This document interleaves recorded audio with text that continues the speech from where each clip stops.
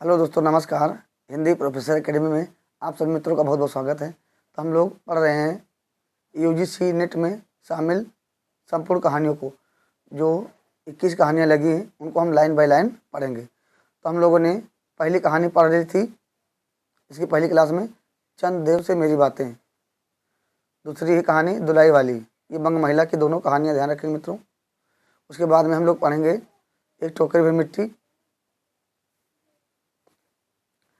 कानों में कंगना, राजा निर्बंसिया, बहुत ही अच्छी कहानी है। पिता, परिंदे, अमृतसर आ गया, चीफ की दावत, सिक्का बदल गया, इंस्पेक्टर माता दिन चांद पर, यह व्यंग्यात्मक कहानी है।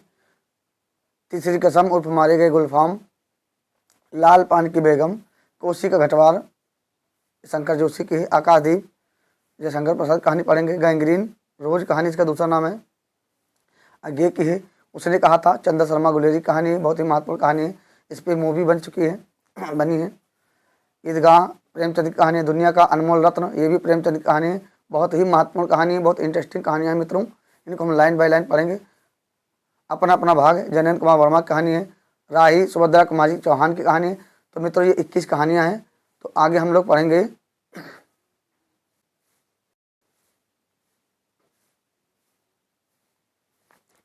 तो हम लोग दूसरी कहानी पढ़ेंगे, दुलाई वाली। इसका प्रकाशन 1907 में होता है। बंग महिला, इनका दूसरा नाम किसका? राजेंद्र बाला घोष का ये दूसरा नाम है। तो यहाँ पे दो कहानियाँ हम लोग इनकी पढ़ेंगे। एक पढ़ चुके हैं, चंद देव से मेरी बातें, और दूसरी कहानी है दुलाई वाली। तो बहुत ही अच्छी कहानी है। तो यहाँ पे दो मित्रों की कहानी है। एक का नाम है बंशीधर और उनके मित्र हैं, जिसका नाम है नवल किशोर। यही जो नवल किशोर है मित्रों, यही दुलाई वाली है, बना हुआ है। ये क्या होता है, एक दुपट्टा या साल ओढ़ लेता है, इसी को यहाँ पे बताया गया है। उसके बाद में बंशीधर की पत्नी का नाम है जानकी देई, और जानकी देई की एक बहन है जिसका नाम है सीता, और सीता की उम्र कितनी? 10 वर्ष। तो मित्रों ध्यान रखेंगे, हम लाइन बाय लाइन कहानी को पढ़ेंगे। तो सबसे पहले हम प्रारंभ करते कहानी को। काशी जी के दशाश्वमेध घाट पर, यहीं से प्रश्न बनना प्रारंभ हो जाता है। शुरुआत से क्रम लगाने को दे देता है ना।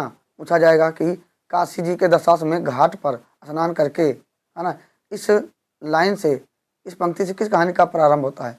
तो दुलाई वाली। चलिए बात समझ में आगे होगी। आगे हम बात करते हैं। काशी जी के दशाश्वमेध घाट पर स्नान करके एक मनुष्य बड़ी व्यग्रता यानी बड़ी व्याकुलता के साथ गोदौलिया की तरफ आ रहा था। किस तरफ आ रहा था? गोदौलिया की तरफ। ध्यान रखेंगे। हाथ में एक मैली सी तौलिया, हाथ में क्या लिए हुए था? एक मैली सी तौलिया, क्योंकि ये भैया बहुत ही बारीकी से प्रश्न बना रहा है। हाथ में क्या लिए हुए था? तौलिया। और तौलिया कैसी थी? मटमैली थी, है ना, मैली थी, ये भी ध्यान रखना। और भीगी हुई धोती, और दूसरे हाथ में सुरती की गोलियों की एक डिबिया और सुंगनी की एक पुड़िया थी। यानी एक हाथ में धोती लिए हुए था तौलिया, तौलिया में भीगी हुई धोती थी, और एक हाथ में सुरती थी यानी तंबाकू की डिबिया, और सुंगनी की कुछ गोली यानी तंबाकू की कुछ पुड़िया थी। उस समय दिन के 11 बजे थे मित्रों। कहीं पे समय आ रहा है, किसी का समय दिया है, कितने वर्ष की बात हो रही है उसको ध्यान रखेंगे। तो उस समय दिन के 11 बजे थे, तो ना पूछ लिया जाएगा दिन के 11 बजे थे, रात के 11 बजे थे, है ना, तो ऐसे कंफ्यूज करता है। तो यहाँ साफ साफ दिया गया है, उस समय दिन के 11 बजे थे। गोदौलिया की बाईं तरफ, गोदौलिया की बाईं तरफ जो गली है उसके ऊपर, उसके भीतर एक और गली में थोड़ी दूर पर एक टूटे से पुराने मकान में वह जा घुसा। मकान के पहले खंड में बहुत अंधेरा था, नहीं पहले भाग में बहुत अंधेरा था। उस पर ऊपर की जगह मनुष्य के वासोपयोगी थी, मतलब निवास करने योग्य थी। नवागत मनुष्य धड़ाता हुआ ऊपर चढ़ गया। वहां एक कोठरी में उसने हाथ की सारी चीजें रख दी और सीता सीता कह करके पुकारने लगा। क्या है कहती हुई एक 10 वर्ष की बालिका आ खड़ी हुई। ये देखो मित्रों, आ गया समय। कितने वर्ष? 10 वर्ष की एक बालिका आकर के खड़ी हुई। तब उस पुरुष ने कहा, सीता जरा अपनी बहन को बुला ला। तो उस लड़के का नाम क्या है मित्रों, ध्यान रखेंगे, सीता।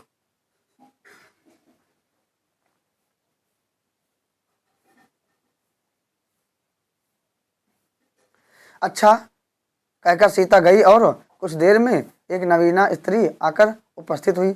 उसे देखकर ही पुरुष ने कहा, लो, हम लोगों को तो आज ही जाना होगा। चलिए आगे बात करते हैं मित्र। इस बात को सुनकर स्त्री कुछ आश्चर्ययुक्त होकर और धुंधला कर बोली, आज ही जाना होगा? यह क्यों? भला आज कैसे जाना हो सकेगा? ऐसा ही था तो सवेरे भैया से कह देते। तुम तो जानते हो कि मुंह से कह दिया बस छुट्टी हुई। लड़की कभी विदा की होती तो मालूम पड़ता, यानी आपने कभी किसी की विदाई की होती तो आपको जान पड़ता, पता चलता। आज तो किसी सूरत जाना नहीं हो सकता। किसने कहा? जानकी देवी ने कहा। आगे बात करते मित्रों। तुम आज कहती हो, अरे हमें तो अभी जाना है, यह नवल किशोर कह रहा है। तुम आज कहती हो, अरे हमें तो अभी जाना है। यह बात यह है कि आज ही नवल किशोर कलकत्ते से, नवल किशोर उनका मित्र है, कलकत्ते से आ रहे हैं। कहाँ से आ रहे हैं? कलकत्ते से आ रहे हैं। तो ध्यान रखेंगे, नवल किशोर कलकत्ते से आ रहे हैं। नवल किशोर बंशीधर का मित्र है। आगरे से, देखो आगरा का आया जिक्र, अपनी नई बहू मतलब यहाँ उसकी पत्नी, नई बहू को भी साथ ला रहे हैं। सो उन्होंने हमें आज ही जाने के लिए इसरार किया है। हम सब लोग मुगल सराय का नाम आया है कि साथ ही इलाहाबाद चलेंगे। तो इलाहाबाद का जिक्र हुआ है मित्रों। उनका तार मुझे घर से निकलते ही मिला। इसी से मैं झट यानी तुरंत नहा धोकर लौट आया। बस अब रुकना ही क्या है, कपड़ा वपड़ा जो कुछ हो बांध बूंद कर घंटे भर में खा पी कर चली चलूं। जब हम तुम्हें विदा कराने आए ही हैं तब कल के बदले आज ही सही। नवल किशोर कह रहा है, सॉरी बंशीधर अपनी पत्नी जानकी देवी से बात कहा। तो यहाँ से ये भी पूछा जा सकता है किसका कथन इस तरह से। हाँ, यह बात है, नवल जो चाहे करवाए। कौन कह रही है? ये मित्रों जानकी देवी कह रहे। हाँ, बात यह है, नवल जो चाहे करावे, यानी नवल जो चाहे वो करवा ले। क्या एक ही गाड़ी में ना जाने से दोस्ती में बट्टा लग जाएगा? अगर हम एक ही गाड़ी में नहीं जाएंगे तो क्या कोई हमारी दोस्ती में कोई बट्टा लग जाएगा? अब तो किसी तरह रुकोगे नहीं, जरूर ही उनके साथ जाओगे, पर मेरे तो नाकों दम आ जाएगी, यानी हम बहुत परेशान हो जाएंगे। जानकी देवी कह रही है। तो नवल किशोर कह रहे हैं, वो बंशीधर कह रहे हैं, क्यों, किस बात से? उनकी हंसी से और किससे? जानकी देवी ने कहा, अरे उनकी हंसी से और किससे? हंसी ठट्ठा भी राह में अच्छी लगती है, उनकी हंसी मुझे कभी नहीं भाती, यानी हमको कभी अच्छी नहीं लगती। एक रोज मैं चौक में बैठी पूड़ियाँ काट रही थी कि इतने में ना जाने कहाँ से आकर नवल किशोर चिल्लाने लगे, बुआ, ए बुआ, ए बुआ, देखो तुम्हारी बहू पूड़ियाँ खा रही है। मैं तो मारे शर्म के मर गई। हाँ, भाभी जी ने बात उड़ा दी। सही, वह बोली, खाने पहनने के लिए तो आई ही है, पर मुझे उनकी हंसी बहुत बुरी लगी, बहुत खराब लगी। बस इसी से तुम उनके साथ नहीं जाना चाहती हो? ये नवल वो कह रहे हैं बंशीधर, बस इसी से तुम उनके साथ नहीं जाना चाहती? अच्छा चलो, मैं नवल किशोर से कह दूंगा कि यह बेचारी कभी रोटी तक तो खाती ही नहीं है, पूरी क्यों खाने लगी?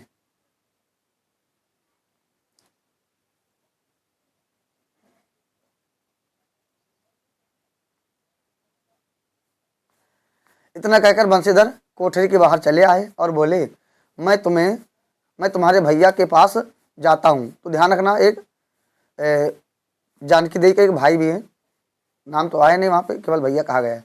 मैं तुम्हारे भैया के पास जाता हूँ, तुम रो रुला कर तैयार हो जाना। क्योंकि भाई जब नई नई बहुरिया को, पत्नी को जो लोग लेने जाते हैं तो उसको थोड़ा सा रोना धोना भी पड़ता है ना। तो वही कह रहा है कि मैं तुम्हारे भैया के पास जाता हूँ, तब तक तुम रो रुला करके तैयार हो जाना। इतना सुनते ही जानकी देवी की आंखें भर आईं, यानी वो रोने लगी, रोंदी हो गई। और आषाढ़ सावन की ऐसी झड़ी लग गई। मित्रों बहुत इंपॉर्टेंट लाइन है, आषाढ़ सावन की झड़ी लग गई, है ना। इतनी लाइन पूछ लिया जाए कि आषाढ़ सावन की झड़ी लग गई, है ना, मैच करने के लिए दे दिया जाए तो दिक्कत होगी। हम लोग एक एक लाइन ध्यान से पढ़ेंगे और समझते हुए चलेंगे। बंशीधर इलाहाबाद के रहने वाले थे। तो मित्रों बंशीधर कहाँ के रहने वाले थे, हर जगह से क्वेश्चन बनेगा। बंशीधर इलाहाबाद के रहने वाले हैं, बनारस में उनकी ससुराल है। तो बंशीधर की ससुराल कहाँ है, बनारस में, और इलाहाबाद के वो रहने वाले हैं। स्त्री को विदा कराने आए हैं, यानी कहाँ गए हैं, वो अपने ससुराल गए हैं, विदा कराने यानी अपनी पत्नी को लेने गए हैं। ससुराल में एक साला है, ध्यान रखना, एक साली है और एक सास के सिवा उनका कोई नहीं है। यानी इनके ससुराल में कौन कौन है, तो एक साला है, एक साली है और उनकी सास है, दो तीन लोग हैं केवल, और उनकी पत्नी है, वो तो मान लिया उनके साथ जाएगी। नवल किशोर इनके दूर के नाते में ममेरे भाई, बहुत इंपॉर्टेंट बनेगा प्रश्न कि नवल किशोर दूर के रिश्ते में कौन है, ममेरे भाई, चचेरे भाई, बड़े भाई, ना ऐसे बना देगा। तो ममेरे भाई ध्यान रखेंगे। पर दोनों में मित्रता का ख्याल अधिक है, दोनों में गहरी मित्रता है और दोनों एक जान दो कालिब हैं, यानी एक सिक्के के दो पहलू हैं, समझ लो, ये कह लो। उसी दिन बंशीधर का जाना स्थिर हो गया।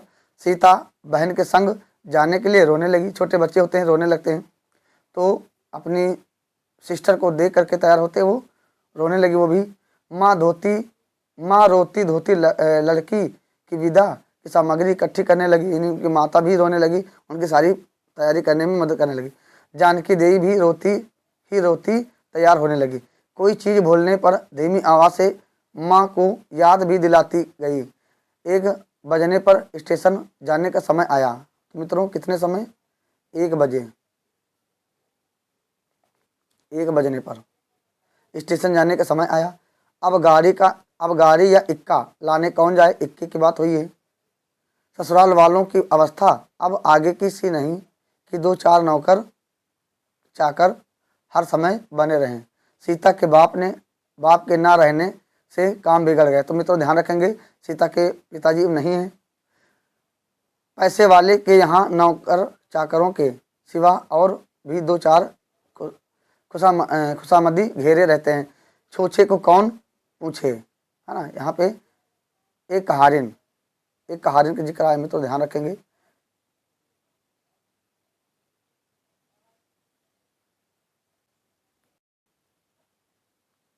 आगे बात करते हैं। एक कहारिन, तो कहारिन का जिक्र हुआ, ध्यान रखेंगे। हैं एक कहारिन है, सो भी इस समय कहीं गई है। साले राम की तबीयत अच्छी नहीं, यानी उनके साले जो हैं उनकी तबीयत ठीक नहीं। वे हर घड़ी बिछौने से बातें करते रहते हैं। इस पर भी आप कहने लगे, मैं ही धीरे धीरे जाकर कोई सवारी ले आता हूँ, नज़दीक तो है। कौन कहने लगा, बंशीधर बोले, नहीं नहीं, तुम क्यों तकलीफ करोगे।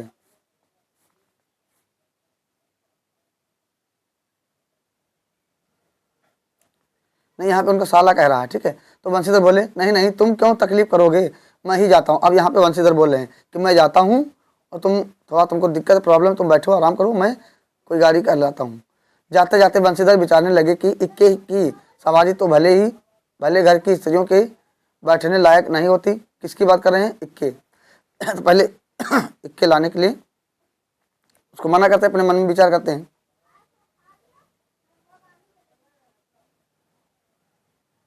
क्योंकि एक तो इतने ऊंचे पर चढ़ना पड़ता है, दूसरे पराये पुरुष के संग एक साथ बैठना पड़ता है। मैं एक पालकी गाड़ी ही कर लूँ। फिर क्या सोचा बंशीधर ने कि मैं एक पालकी गाड़ी कर लूँ, उसमें सब तरह का आराम रहता है। पर जब गाड़ी वाले ने 1.5 रुपया किराया मांगा, मित्रों ध्यान रखेंगे, कितने किराया मांगा, गाड़ी वाले ने 1.5 रुपया।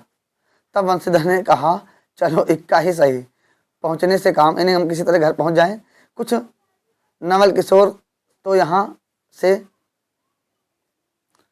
साथ नहीं है, इलाहाबाद में देखा जाएगा कि इलाहाबाद में पहले पहुँचे, वहाँ देखा जाएगा कैसे क्या करना है। बंशीधर इक्का ले आए। तो मित्रों ध्यान रखेंगे, बंशीधर क्या करके लाए थे, इक्का। इक्का जानते हैं, अब तो चलता नहीं ज़्यादा, जो घोड़े से बना होता था वो हो जाए। तो बंशीधर क्या लाए मित्रों, इक्का और जो कुछ असबाब था यानी जो भी सामग्री थी इक्के पर रखकर आप भी बैठ गए, यानी सब लोग बैठ गए। जानकी देवी बड़ी विकलता से यानी बड़ी व्याकुलता से रोती हुई इक्के पर जा बैठी। पर इस अस्थिर संसार में स्थिरता कहाँ, जहाँ कुछ भी स्थिर नहीं। इक्का जैसे जैसे आगे बढ़ता गया वैसे वैसे जानकी की रुलाई भी कम होती गई, यानी धीरे धीरे वो रोना बंद करने लगी। सिकरौल स्टेशन, तो मित्रों ध्यान रखें किस स्टेशन का जिक्र हुआ है। सिकरौल स्टेशन के पास पहुँचते पहुँचते जानकी अपनी आंखें अच्छी तरह पहुँच चुकी थी, यानी एकदम बिल्कुल वो शांत हो गई थी, रोना धोना बंद कर दिया था। तो मित्रों ध्यान रखें कि सिकरौल स्टेशन कहाँ पे आए हैं। दोनों चुपचाप चले जा रहे थे कि अचानक बंशीधर की नज़र अपनी धोती पर पड़ी और अरे एक बात तो हम भूल ही गए कहकर पछता से उठे। इक्के वाले के कान बचाकर जानकी जी ने पूछा, क्या हुआ, क्या कोई जरूरी चीज भूल गए? नहीं, एक देसी धोती पहनकर आना था, सो भूलकर बिलायती ही पहन आई। बिलायती मतलब विदेशी, स्वदेशी। ध्यान रखो मित्रों, यहाँ से प्रश्न बना सकता है कि नवल किशोर किस प्रकार के व्यक्ति थे, विदेशी स्वदेशी, है ना, ऐसे घुमाएगा। तो स्वदेशी यानी स्वदेशी चीज़ों पे वो ज़्यादा विश्वास करते थे, अपने यहाँ की बनी चीज़ें।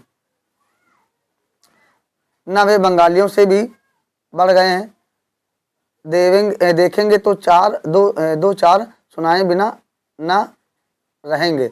और बात भी ठीक है, नाहक विलायती चीज़ें मूल लेकर क्यों रुपए की बर्बादी की जाए, यानी विदेशी चीज़ों को हम क्यों खरीदें।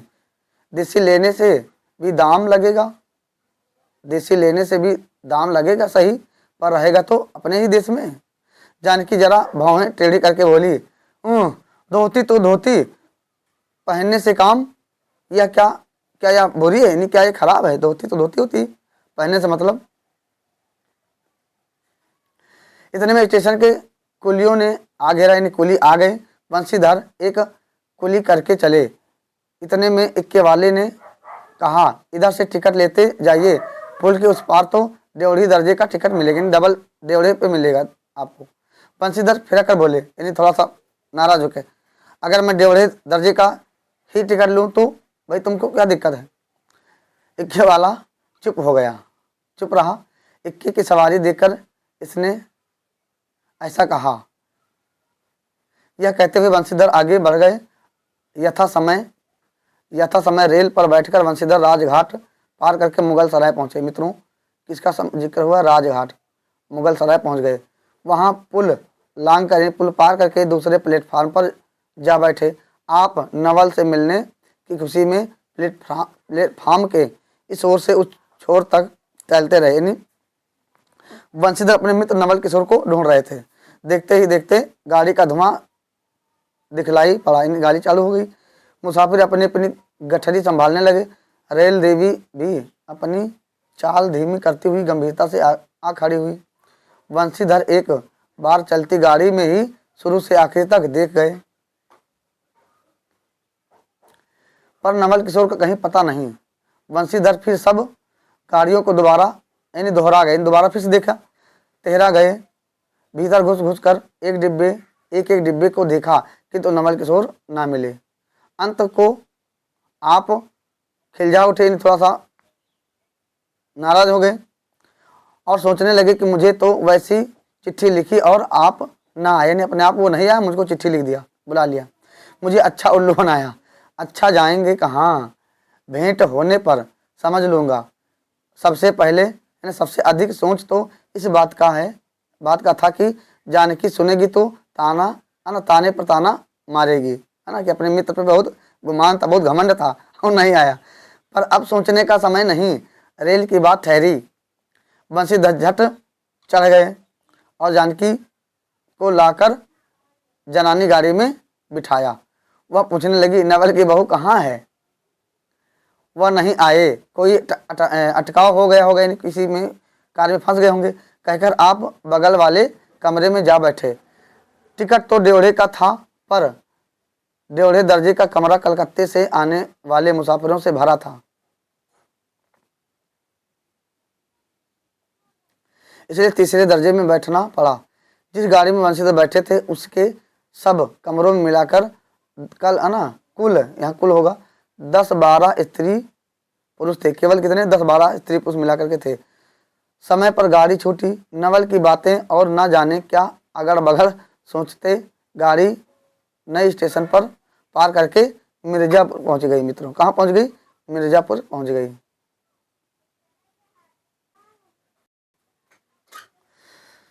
मिर्जापुर में पेट राम की शिकायत हुई, यानी भूख लग गई। उसने सुलझाया कि इलाहाबाद पहुंचने में अभी देरी है। चलने के झंझट में अच्छी तरह उसकी पूजा किए बिना ही वंशीधर ने बनारस छोड़ा था, यानी अच्छे से खाना नहीं खाए थे। इसलिए आप झट प्लेटफार्म पर उतरे और पानी के बम्बे से हाथ मुंह धोया। बम्बा मतलब नल को कहते हैं। एक खोंचे वाले से थोड़ी सी ताजी पूरी, क्या क्या खरीदा? ताजी पूरी और मिठाई लेकर निराले में बैठ आपने उन्हें ठिकाने पहुंचाया। पीछे से जानकी की सुध आई कि भाई जानकी भी तो है हमारे साथ। सोचा कि पहले पूछ लें तब कुछ मोल लेंगे, यानी वो क्या खाए पता नहीं क्या खाएगी, क्योंकि स्त्रियां नटखट होती हैं, वे रेल पर खाना पसंद नहीं करती। पूछने पर वही बात हुई। तब वंशीधर लौटकर अपने कमरे में आ बैठे। यदि वे चाहते तो इस समय ड्योढ़ी में बैठ जाते, क्योंकि अब भीड़ कम हो गई थी। पर उन्होंने कहा थोड़ी देर के लिए कौन बखेड़ा करे।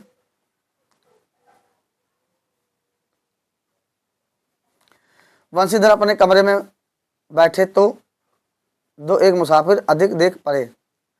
आगे वालों में से एक उतर भी गया। जो लोग थे सब तीसरे दर्जे के योग्य जान पड़ते थे।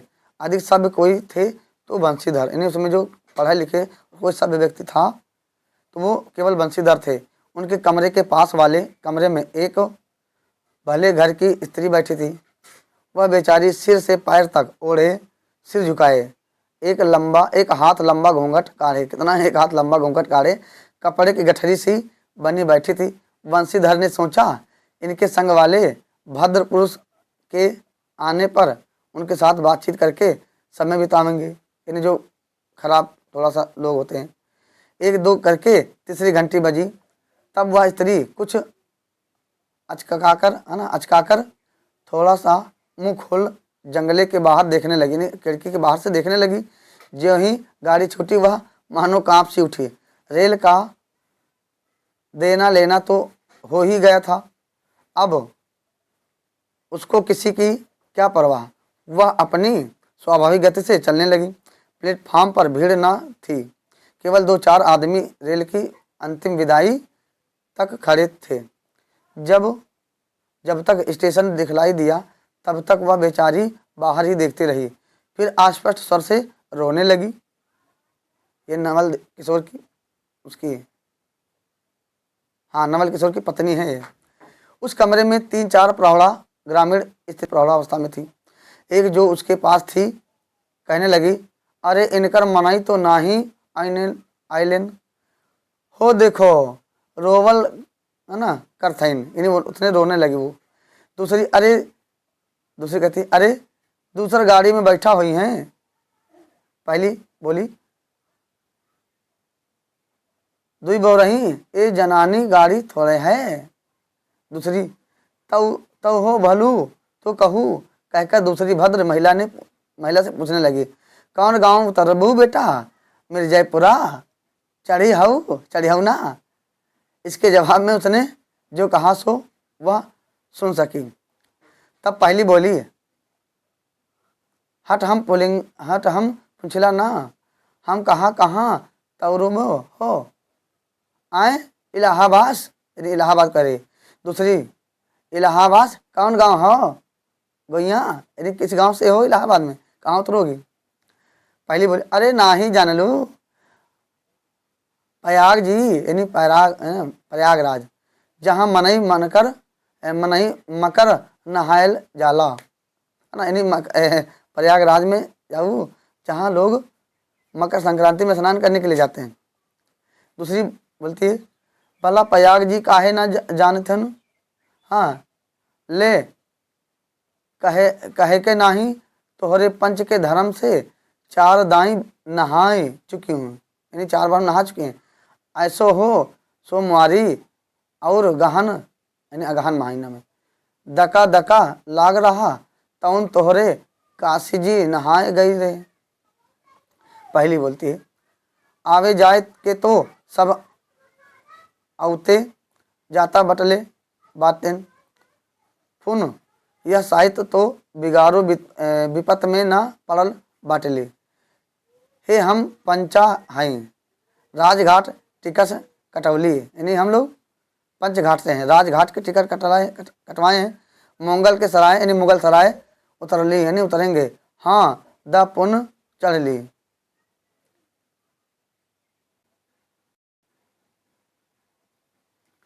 दूसरी बोलती है ऐसे एक दाई हम आवत रहे, एक मिली औरत औरों मोरे संगे रही, यदि एक औरत और हमारे संग में थी। द कहने टिसनिया पर उकर मलिकवा उतरे से की जुरता ही गड़िया खुली। अब भैया उगरा फाड़ फाड़ नारियाए ऐसा हव गड़िया खड़ी कर, ऐसा हव गड़िया तनी खड़ी कर भाई ना भला गड़िया दहिनाती का है कि खड़ी होए। चलो पहली ऊ मेहरुआ बड़ी उजबक रहल भला केहू की चिल्लाए से रेलो कहूँ खड़ी होला, यानी रेल किसी के रोकने से थोड़े रुकने वाली। इसकी इस बात पर कुल कमरे वाले हंस पड़े, यानी जितने लोग कमरे में थे रेल के डिब्बे में सब लोग हंस पड़े। अब जितने पुरुष स्त्रियां थी एक से एक अनोखी बातें कहकर अपने अपने तजुर्बे बयान करने लगी। बातचीत में उस अकेली अबला की स्थिति पर भी दुख प्रकट करती जाती थी। तीसरी स्त्री बोली टिक्सियाँ पल्ले बाय का नाही हे साहेबा सुन तो कलकत्ते ताई से मुसलिया ली।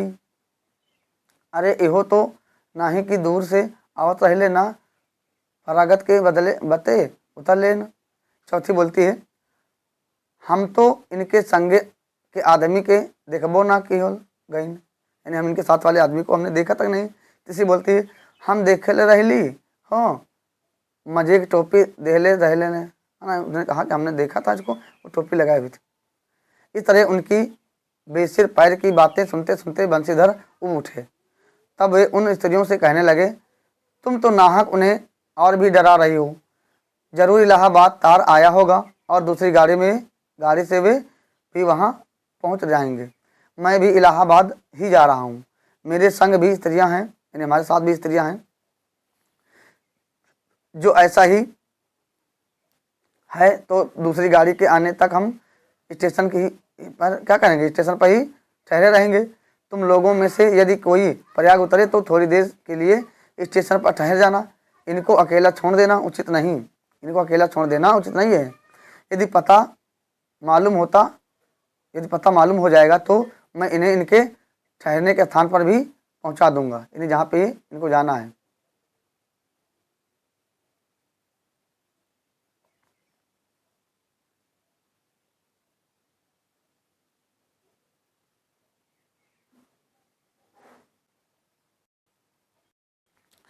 वंशीधर की इन बातों से उन स्त्रियों की वाक धारा दूसरी ओर बह चली, यानी वो वाक धारा वाक माने वाणी, वो दूसरी ओर बतियाने लगी, फिर उस बात को छोड़ दिया। हाँ यह बात तो आप भली कही, ना ही भैया हम पंचे काहे के केहू से कुछ कहीं। अरे एक के एक करत न बाहे तो दुनिया चलत कैसे बाहे इत्यादि जगन्नाथ है ना ज्ञान गाथा होने लगी। कोई तो उस बेचारी को सहारा मिलते देख खुश हुए और कोई नाराज भी हुए। क्यों सो मैं नहीं बतला सकती। उस गाड़ी में जितने मनुष्य थे सभी ने इस विषय में कुछ न कुछ कह डाला। पिछले कमरे में केवल एक स्त्री जो फरासी छींटे की दुलाई ओढ़े अकेली बैठी थी। ये देखो मित्र सब देख रहा है और वंशीधर जान नहीं पा रहे, कुछ नहीं बोली। कभी कभी घूंघट के भीतर से एक आंख निकाल कर बंशीधर की ओर वह देख लेती थी, है ना, ताक लेती मतलब देख लेती थी, और सामना हो जाने पर फिर मुंह फेर लेते थे, फिर मुंह ढक लेता था। बंशीधर सोचने लगे कि यह क्या बात है, देखने में तो यह भले घर की मालूम होती है, पर आचरण इसका अच्छा नहीं है। गाड़ी इलाहाबाद के पास पहुंचने को हुई। बंशीधर उस स्त्री को धीरज दिलाकर आकाश पाताल सोचने लगे। यदि तार में कोई खबर न आई होगी तो दूसरी गाड़ी तक स्टेशन पर ही ठहरना पड़ेगा, और जो उससे भी कोई न आया तो क्या करूँगा। जो हो, गाड़ी नैनी से छूट गई तो नैनी का स्थान आया भी। ये भी नैनी कहाँ है? इलाहाबाद में है। अब साथ ही उन अशिक्षिता स्त्रियों ने फिर मुंह खोला। कहा, भैया, जो केहू बिना टिकट के आवत होए तो ओकर का सजा होएला, यानी जो लोग बिना टिकट के होंगे उनको कौन सजा मिलेगी। अरे ओका ई नाही चाहत रहा कि मेहरारू के तो बैठा देहलन और अपवा यानी अपना तउन टिकस ले के चल देहलन।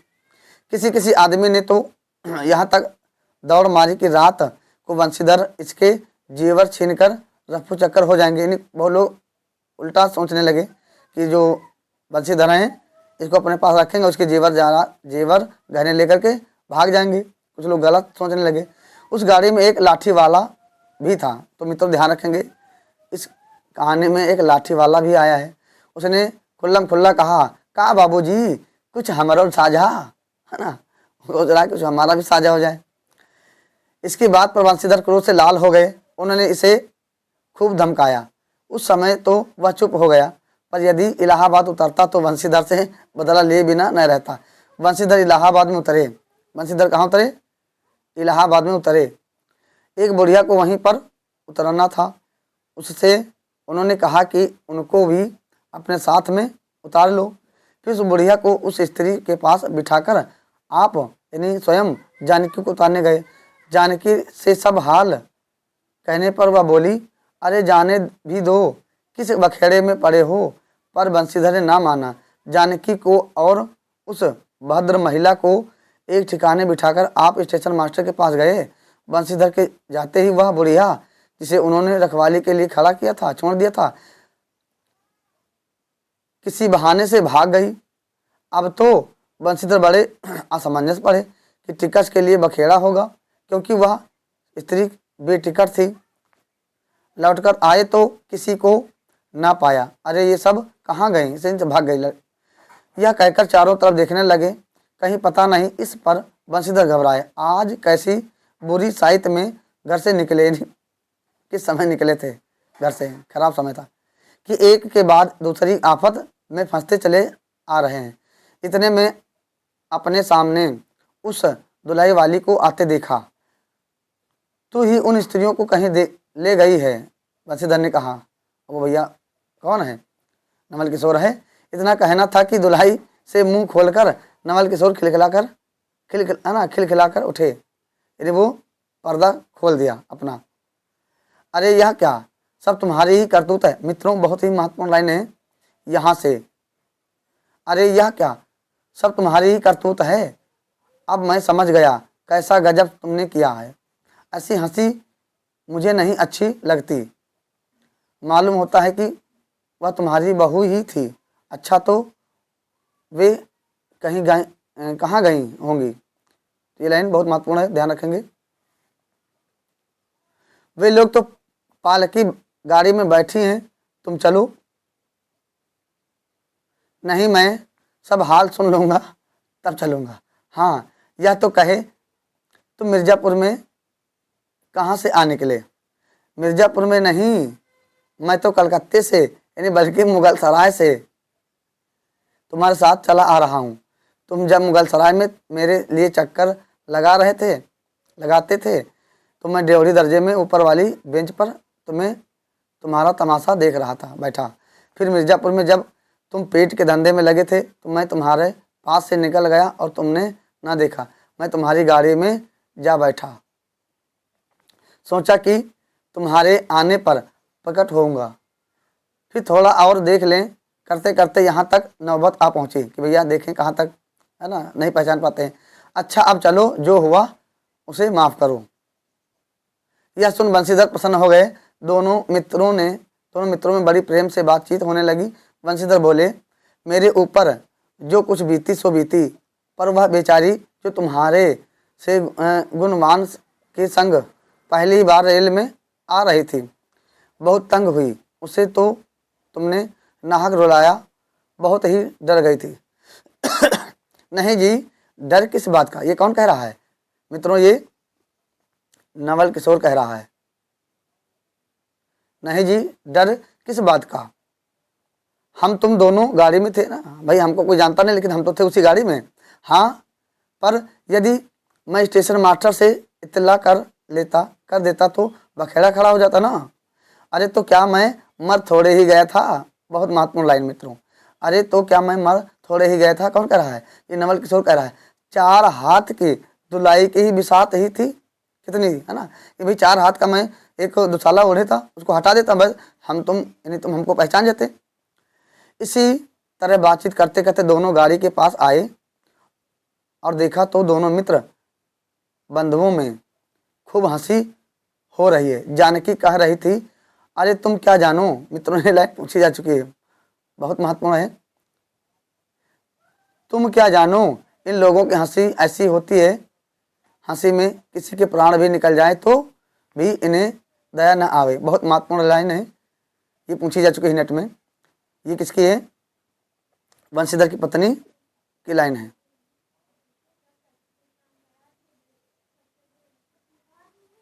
खैर दोनों मित्र अपनी अपनी घरवाली को लेकर राजी खुशी घर पहुँचे और मुझे भी उनकी यह राम कहानी लिखने से छुट्टी मिली। तो मित्रों ये कहानी यहाँ पे ख़त्म होती है। बहुत ही महत्वपूर्ण कहानी है ये, लाइन बाय लाइन हम लोगों ने इसको पढ़ा है। तो आशा करते मित्रों ये कहानी आपको बहुत अच्छे से समझ में आई होगी। तो इसी तरह से लाइन बाय लाइन कहानी को पढ़ने के लिए, इसी तरह हम उपन्यास भी पढ़ेंगे कि लाइन बाय लाइन। तो कहानियों को विस्तार पूर्वक पढ़ने के लिए हमारे यूट्यूब चैनल से जुड़े रहिए और अपने यूट्यूब चैनल को, हिंदी प्रोफेसर एकेडमी को, अपने मित्रों में, दोस्तों में शेयर कीजिए, लाइक कीजिए और कमेंट कीजिए। बहुत बहुत धन्यवाद।